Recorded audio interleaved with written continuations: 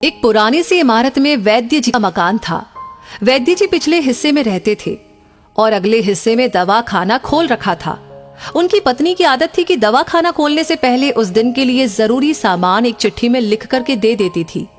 वैद्य जी गद्दी पर बैठकर के पहले भगवान का नाम लेते, फिर वो चिट्ठी खोलते और पत्नी ने जो बातें लिखी होती उनके भाव देखते, फिर उनका हिसाब करते, फिर परमात्मा से प्रार्थना करते कि हे भगवान, मैं केवल तेरे ही आदेश के अनुसार तेरी भक्ति छोड़कर यहाँ दुनियादारी के चक्कर में आ बैठा हूँ। वैद्य जी कभी अपने मुंह से किसी रोगी से फीस नहीं मांगते थे। कोई देता था, कोई नहीं देता था, किंतु एक बात निश्चित थी कि ज्यों ही उस दिन के आवश्यक सामान खरीदने योग्य पैसे पूरे हो जाते थे, उसके बाद वो किसी से भी दवा के पैसे नहीं लेते थे, चाहे रोगी कितना ही धनवान क्यों ना हो। एक दिन वैद्य जी ने दवा खाना खोला। गद्दी पर बैठकर परमात्मा का स्मरण करके पैसे का हिसाब लगाने के लिए आवश्यक सामान वाली चिट्ठी खोली तो वो चिट्ठी को एक टक देखते ही रह गए। एक बार तो उनका मन भटक गया। उन्हें अपनी आंखों के सामने तारे चमकते हुए नजर आए, किंतु शीघ्र ही उन्होंने अपनी तंत्रिकाओं पर नियंत्रण पा लिया। आटे, दाल, चावल आदि के बाद पत्नी ने लिखा था, बेटी का विवाह 20 तारीख को है, उसके दहेज का सामान। कुछ देर सोचते रहे, फिर बाकी चीजों की कीमत लिखने के बाद दहेज के सामने लिखा, ये काम परमात्मा का है, परमात्मा जाने। एक दो रोगी आए थे, उन्हें वैद्य जी दवाई दे रहे थे। इसी दौरान एक बड़ी सी कार उनके दरवाजे के सामने आकर रुकी। वैद्य जी ने कोई खास तवज्जो नहीं दी, क्योंकि कई कारों वाले उनके पास आते रहते थे। दोनों मरीज दवाई लेकर चले गए। वो सूट बूट में साहब कार से बाहर निकले और नमस्ते करके बेंच पर बैठ गए।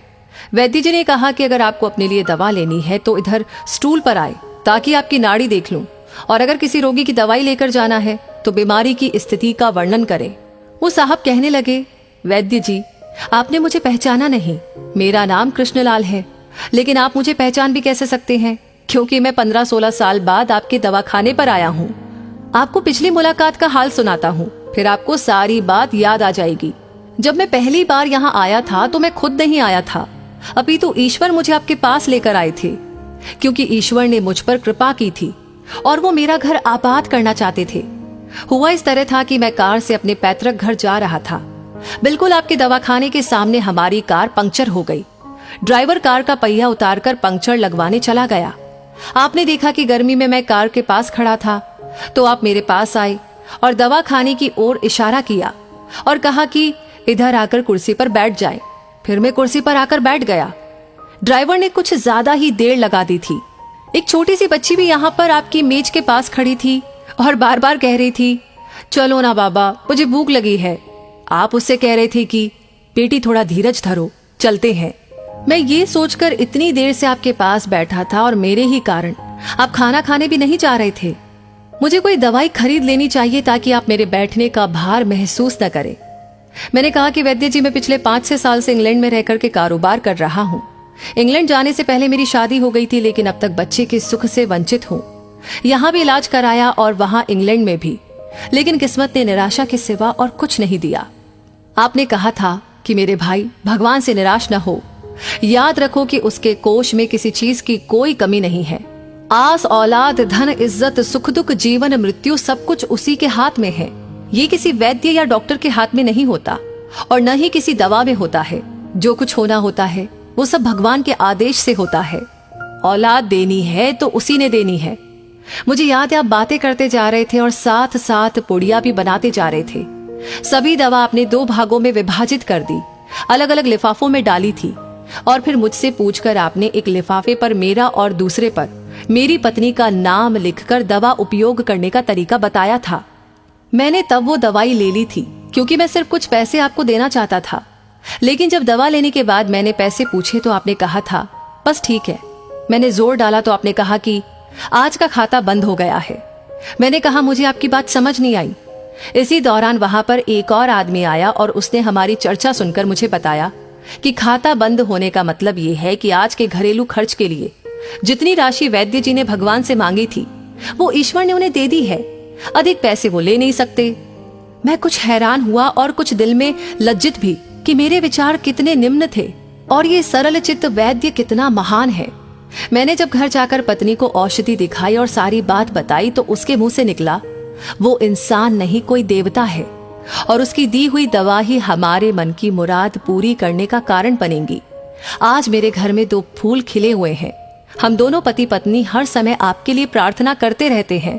इतने सालों तक कारोबार ने फुर्सत ही नहीं दी कि स्वयं आकर आपसे धन्यवाद के 2 शब्द कह सके। इतने बरसों बाद आज भारत आया हूँ और कार केवल यहीं पर रोकी है। वैद्य जी, हमारा सारा परिवार इंग्लैंड में सेटल हो चुका है। केवल मेरी एक विधवा बहन अपनी बेटी के साथ भारत में रहती है। हमारी भांजी की शादी इसी महीने की 21 तारीख को होनी है। न जाने क्यों जब जब मैं अपनी भांजी के भात के लिए कोई सामान खरीदता था तो मेरी आंखों के सामने आपकी वो छोटी सी बेटी भी आ जाती थी और हर सामान में दोहरा खरीद लेता था। मैं आपके विचारों को जानता था कि संभवतः है आप वो सामान न ले, किंतु मुझे लगता था कि मेरी अपनी सगी भांजी के साथ जो चेहरा मुझे बार बार दिख रहा था वो भी मेरी भांजी ही है। मुझे लगता था कि ईश्वर ने इस भांजी के विवाह में भी मुझे भात भरने की जिम्मेदारी दी है। वैद्य जी की आंखें आश्चर्य से खुली की खुली रह गई और बहुत ही धीमी आवाज में बोले, कृष्णलाल जी, आप जो कुछ भी कह रहे हैं मुझे समझ में नहीं आ रहा कि ईश्वर की ये क्या माया है। आप मेरी श्रीमती के हाथ की लिखी हुई ये चिट्ठी देखिए। और वैद्य जी ने चिट्ठी खोलकर कृष्णलाल जी को पकड़ा दी। वहां पर उपस्थित सभी ये देख करके हैरान रह गए कि दहेज का सामान के सामने लिखा हुआ था, ये काम परमात्मा का है, परमात्मा जाने। कांपती सी आवाज में वैद्य जी बोले, कृष्णलाल जी, विश्वास कीजिए कि आज तक कभी ऐसा नहीं हुआ कि पत्नी ने चिट्ठी पर आवश्यकता लिखी हो और भगवान ने उस दिन उसकी व्यवस्था न कर दी हो। आपकी बातें सुनकर तो लगता है कि भगवान को पता होता है कि किस दिन मेरी श्रीमती क्या लिखने वाली है। अन्यथा आपसे इतने दिन पहले ही सामान खरीदना आरंभ न करवा दिया होता परमात्मा ने। वाह भगवान वाह, तू महान है, तू दयावान है। मैं हैरान हूं कि वो कैसे अपने रंग दिखाता है। वैद्य जी ने आगे कहा, एक ही पाठ पढ़ा है कि सुबह परमात्मा का आभार करो, शाम को अच्छा दिन गुजरने का आभार करो, खाते समय उसका आभार करो, सोते समय उसका आभार करो।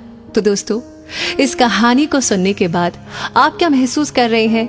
आपके दिल से कौन सी बात आ रही है? प्लीज आप हमें अपनी राय जरूर बताएं। इस वीडियो को लाइक आपने कर दिया है तो शेयर करना बिल्कुल ना भूलें। आपका हर एक लाइक, हर एक कमेंट, हर एक शेयर हमें इंस्पायर करता है ऐसी कहानियां आप तक पहुंचाने के लिए। और हाँ, इस वीडियो को पूरा देखने के लिए तहे दिल से हमारी पूरी टीम की ओर से आपको बहुत सारा आभार। धन्यवाद।